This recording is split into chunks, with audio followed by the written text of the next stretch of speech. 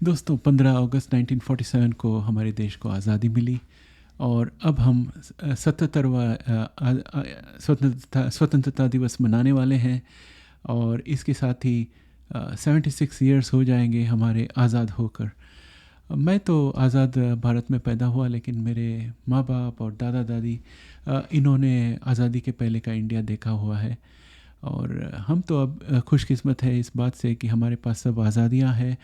और ये भी अच्छा लग रहा है देख कर के शासन जो है वो Indian penal code, Indian evidence act और criminal code of criminal procedure को बदलने वाली है। इसके वजह से न्याय की तरफ ज़्यादा एम्फसिस होगा और न्याय जो है वो जल्दी भी मिलेगा, क्योंकि टाइम लिमिट लगाया हुआ है गवर्नमेंट ने जिसके अंदर केस सुलझने चाहिए। पहले की तरह ज़िंदगी भर का केस नहीं होगा। और फॉरेंसिक साइंस भी बढ़ाने वाले हैं और फॉरेंसिक साइंस का इस्तेमाल की वजह से न्याय जो है इसकी क्वालिटी भी अच्छी होगी। तो उम्मीद रखता हूँ कि ये सब अगले चंद सालों में हो जाएंगे। और गांव-गांव तक इलेक्ट्रिसिटी पहुँच गई है। इंडियन एनर्जी जो है वो अब हर एक गांव में, हर एक घर में पहुंच रही है। तो ये भी बहुत बड़ी अच्छी बात है। और पानी और टॉयलेट्स भी पहुंच गए हैं बहुत लोगों के घर पे। ये भी बहुत ही अच्छी डेवलपमेंट है हमारे आज़ादी के 77th ईयर के प्रवेश की तरफ।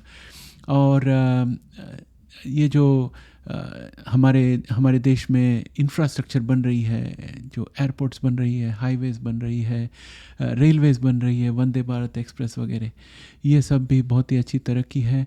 और साथ में ये जीएसटी जो आ गया है उसकी वजह से राज्यों के बीच में जो ट्रेड होता था वो काफ़ी आसान पड़ गया है। पहले ट्रक्स को बहुत देर तक बॉर्डर में खड़े रहने पड़ती थी, अभी वैसे नहीं है, सब ऑटोमेटिक हो जाता है। और सबसे बड़ी उपलब्धि तो यूपीआई है, जो इंडिया स्टैक जिसे कहते हैं उसमें से यूपीआई सबसे फेमस है। दूसरा फेमस है आधार।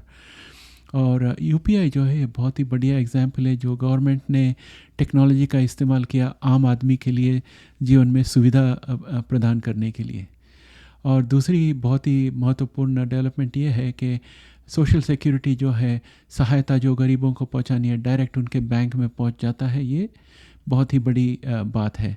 और हमारे अगले 100 साल का जो अनुशासन करना है गवर्नमेंट को, वो एक नए पार्लियामेंट बिल्डिंग में से होगा। ये भी बहुत खुशी की बात है।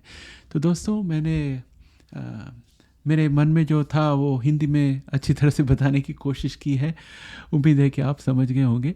और आप लोगों को स्वतंत्रता दिवस की बधाई हो और फिर मिलेंगे। जय हिंद।